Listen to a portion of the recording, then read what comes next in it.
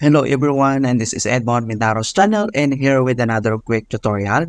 At sa video ito ay tuturo ko on how to show weather on lock screen in Windows 11. So parang ganito siya mga kaibigan na kung paano natin nilalagay ito sa lock screen ang weather forecast. Alright, so ipano lang ang step-by-step method dito at let's go ahead. Ang next step ay dito lang sa start menu, so right click lang tayo and then select mo lang yung settings. And then dito sa system, so select mo lang yung personalization.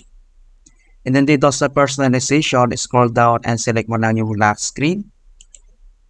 And then dito sa lock screen, yung pangalawa ng mga kaibigan, makikita mo dito yung lock screen status.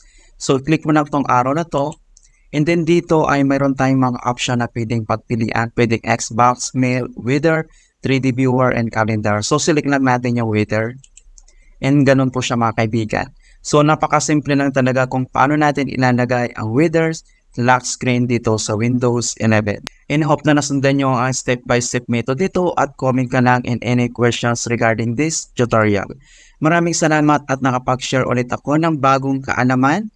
At kung bago ka lang sa aking channel, please don't forget to like, share, and subscribe and click the bell notifications to update upcoming more videos and tutorials. Thank you guys and see you in my next vlogs.